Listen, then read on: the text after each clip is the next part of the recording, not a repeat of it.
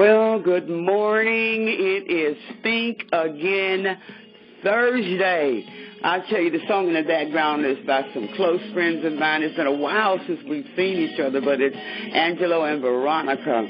Listen, I wanted to share with you this song because it's time that we change. You got to change your mouth. You got to change your ways. And today I want you to think about it. Above all, you got to be genuine in your talk. Lord, help us today.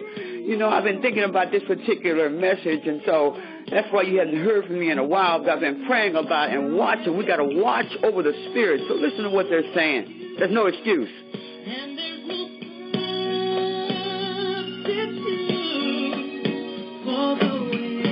We're supposed to.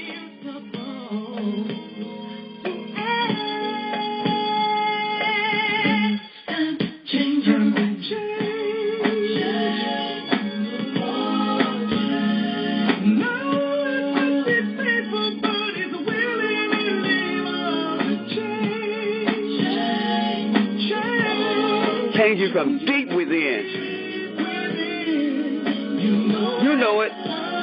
To change. Yeah, God, change your ways. Change your mouth.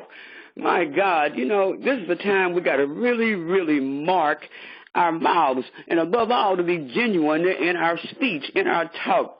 I don't have long to stay on here because I got something to do, but I did want to make sure that I talk to you quickly about this issue about being genuine. You know, Proverbs 29:11 tells us, a fool uttereth all his mind, but a wise man keepeth it in till afterwards. I never in my life seen so many lying preachers, lying people who want to lie for attention, who want to draw attention to themselves and just get up trying to plan a lie, go to bed with a lie on their mind. Lord, help us all today. You know, I want to tell you a stat that really blew me away by this scientist who did this study. That he's more of a professor.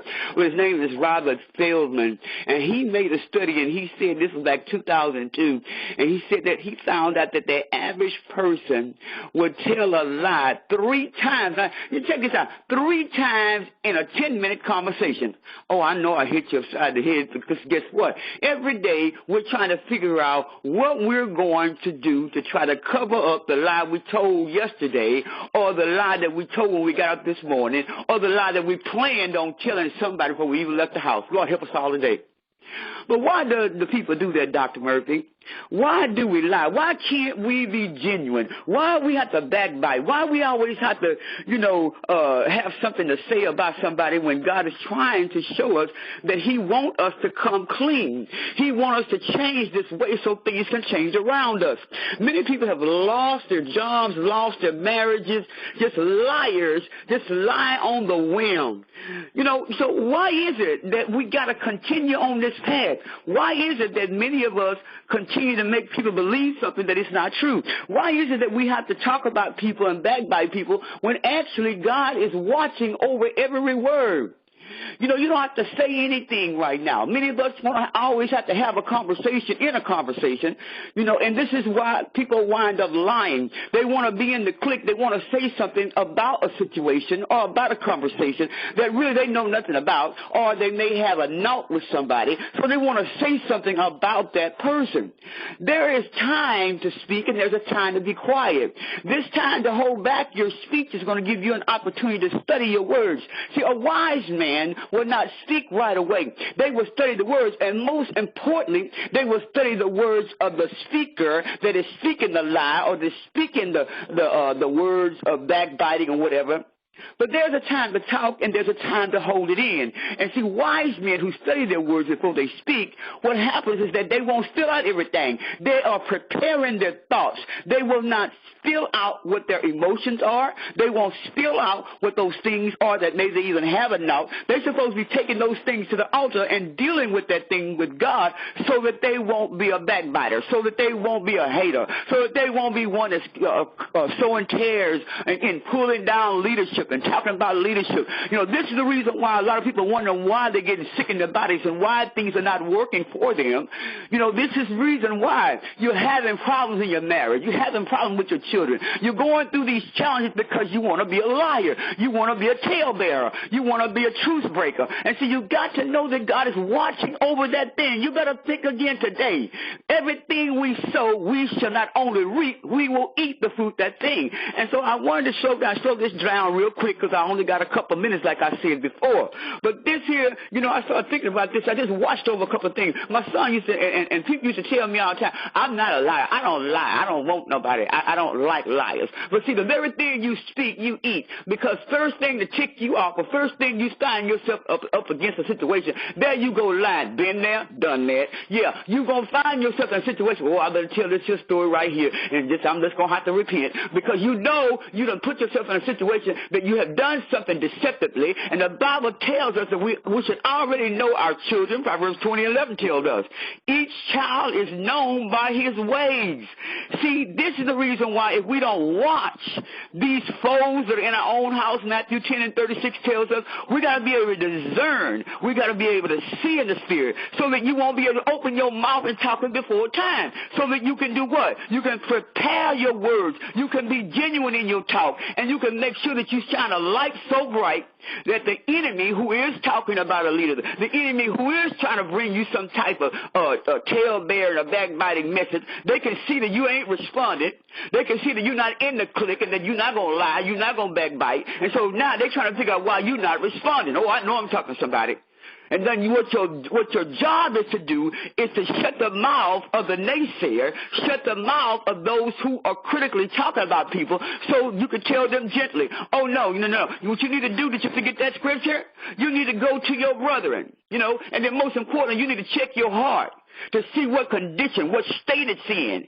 Above all, you need to tell them, you need to look and see whether or not if you are authentic in your relationship. Are you genuine in your talk, in your walk, that you say you are a believer and you are a Christian, or that is your friend or your brother? Oh, I know I'm talking to somebody. And it is for today.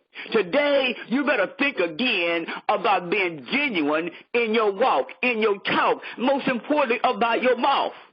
I know I'm talking real fast, because I want to try to get this in. See, the uncontrollable tongue is a lying tongue. It's a gossiping tongue. And what it does, it curses. And what happens is when it curses, and when I say curse, that means you're speaking words that are not life but death. And when it curses, you got to learn how to master your mouth. You got to look at what you are saying about others. And guess what? It is already about yourself. See, someone who is a talebearer, what they do is they try to justify what they're saying. They try to justify that what they're telling you is truth, when actually ain't nothing but gossip. And actually ain't nothing but third party, probably 10 party, where one done said one part of it, and they done graduated to some other hellified lie. But one of the most damaging things about the aspect of gossiping is that it ruins relationships.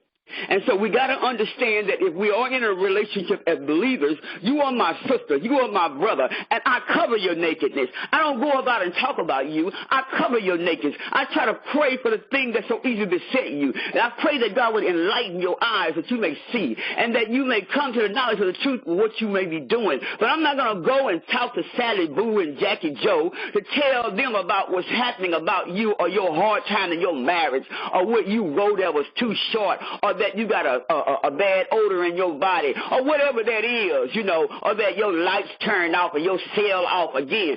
Always got something to say negative about your brother. We all are struggling. You better watch your mouth. You better be genuine in your talk. You know why? Because at some point in our lives, the very thing that we thought that we had it going on because we got that fine job, that fine car, and that big fine house, and our ministries is all large, and we think we got it going on. Never say never. Watch your mouth because you will wind up in the very seat that you call yourself talking about somebody else because now there you are in the food stamp line. Oh, I know I'm a testimony to that.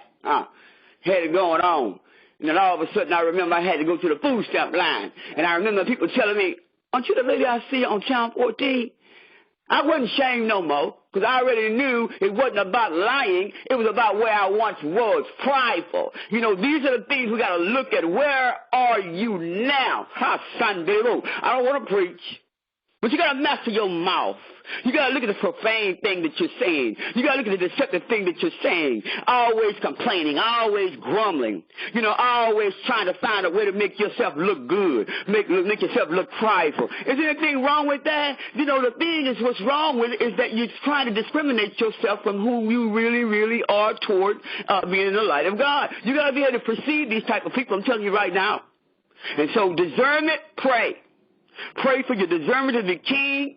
You got to pray for this process to come so you can be able to discern the dark from the light. You got to be able to see very clearly what they're saying, to see how they are expressing it and how you are comprehending it mentally and spiritually. Because so many people have been wounded. Everything they say about a pastor or whomever, they believe that mess or they go along with it. I don't care what they're doing. You got to start praying this last day because you don't want to sit in that seat. I'm telling you right now. And so this type of discernment gives you this acute discrimination. What that means, acutely in the spirit, you are be able to see. You're able to perceive the hell that's standing before you. And that means you're not going to speak. You're not going to open your mouth. But when you open your mouth, it is supposed to lift up somebody. It's supposed to give them an encouraging word. It's supposed to correct them in love that this is not right what you're saying. You should not do that. No, I'm trying to slow it down. I ain't got but a couple more minutes before I close this out. But you got to know that we're in a time right now. We got to mark them. Because they're there to allure, to entice, to tempt, to seduce, to beguile you as Eve was. And what the devil, by the serpent, what the devil wants to do is have you marked like one of them. That means you've got to clearly define their character, and you've got to know that some of these fruits that are on these people who look blessed and highly favored and can speak in tongues and do a whole bunch of things. And you got to better watch the ones who are very intellectual today, who can really quote the scripture real, real good. I'm telling you right now, they know how to take that word and shift it so it'll sound right to them, and they're deceiving you because you're so tuned in to the hell they're speaking. Oh, I know I'm talking to somebody. And so we got to be very constructive in our words. We got to make sure that these things that we're speaking are uplifting, are encouraging. And the Bible tells us in Proverbs 16:24 that if this pleasant words are as a honeycomb, sweet to the soul and health to the bones. And so you got to always look out for these opportunities to get this type of conversation. And you know, you got to always be constrained. Sometimes the wisest thing we can do is constrain our words and say little or nothing at all. You know, we've all suffered this thing where we put our foot in our mouth, and before we know it, we're trying to figure out how we're going to get out of it. That's why you become a liar, because now you're trying to figure out how you're going to cover up the lie that you told that lie, and then when you go home, you can't sleep, because you got to figure out what you're going to say tomorrow about the other lie. Lord, help us all. And so to master this thing, you got to look at what's always being said. You got to be candid, which means you got to be truthful. You got to be confidential, which means that everything you're saying is confidential. We'll leave that out, that you're confident about what you're saying and that it's bringing light and not death out of your mouth. You got to be constructive about what you're saying. It's got to be going somewhere to build something up to help kingdom. And constrained, as I said earlier on. And see, confidential is too sad today that too many of us get information about people that are very close to us, and we're not confidential. Everything they told you, now you're going telling this girl. You say, oh, she real close to me, so I know she ain't going to tell nobody. Oh, yeah, she going to tell her friend, and then her friend going to tell somebody. It's not confidential. That's why it's called a confidant. Keep your mouth shut. Master your mouth. You know, look at what you're saying and why you're saying. Why do you feel it's so need for you to tell that last hurtful, painful, fearful frustration that somebody is going through, and they counting on you to pray them through? See, peace and truth brings purity. But what we don't want to do, we just want to be gossipers. We want to be profane in what we're saying. We want to curse each other. You know, and it's sad today. Watch your mouth. Stop being a gossiper. You know, do you realize that a person that's always grumbling and complaining, eventually they're going to start gossiping about somebody, or they're going to start complaining about somebody else? Keep your mouth shut. You know, what you need to do is look at, and I'm just telling you that you need to think about this again today, that these things that we are saying, these perverse things that we are saying, they turn into corrupt, bad, rotten, foul communication. There's no fruit in it. I'm telling you that right now. Ain't nothing fruit about it. Dirty jokes, things that you allow people to put in your ear. These are not of God. The Bible tells that these things that are in this conversation that we allow in our ear, neither, he said in his word, Ephesians 5:4, neither filthiness, nor foolish talking, nor jesting, which are convenient. They're not convenient. Keep your mouth shut. If you want to say something, make sure it's something that's going to give life. You know, I know you've heard a message like this over and over again, but today you got to hear me. You got to mark them. Mark those that even your closest friends, and I've had those, that say I wouldn't tell nobody. Next thing I know, I got somebody calling me saying I'm praying for you. Yeah, all of a sudden you calling me telling me you're praying for me. Yeah, because now you done found out what my struggle is. You done found out what my pain is, and I can just about put back where it came from, because I know I ain't told nobody but that person. Oh, I know I'm talking to somebody. And so above all, be genuine. Above all, be sensitive. Above all, watch over your mouth. Watch over your thoughts. Watch over the intent of your heart and the motives of why you're saying what you're saying. The motives of why you think it's going to trap somebody when actually you're going to fall into your own traps and you're going to eat the fruit of your own lips. And so my message for today is simply this, and I hope you take this and you write it down, because this is a very, very good message for you today, for you to think on this for Thursday. You know, the message goes as this. We're surrounded by artifice, half-truths, and advertising. Every day we meet people without a shred of substance. And many of them are vastly successful and famous, and they say they are blessed and highly favored. But yet we are still all filthy rags in the eyes of our daddy God. And so that means we are subject to lie. And the old folks say, if you lie, you cheat. If you cheat, you steal. And you already know what the other one is. If you steal, you kill. And so are we killing people most of the time physically? No, we're killing them spiritually. We're killing them with our mouths. Oh, there's my timer, so that means I got to get off of here. Let me stop this timer. And so we're killing them with our mouths. And so, and it goes on to say that many of them are famous and so on, but they don't last the distance. They don't. Why? Because they're liars. And because they're deceitful. And because they what? They don't have love. They don't cover the nakedness. They don't demonstrate it by covering and praying for one another as a brotherly believer in love. And it goes on to say, join those who mean what they say and say what they mean. You think about that today on Thursday. You need to be and talk with those who say what they mean and do what they mean. And lastly, these type of people, they are those who leave the mark of the fruit of the Spirit. Yes, they are those who leave the mark of the fruit of the Spirit. And so I'm going to leave this message that Mark Twain has said.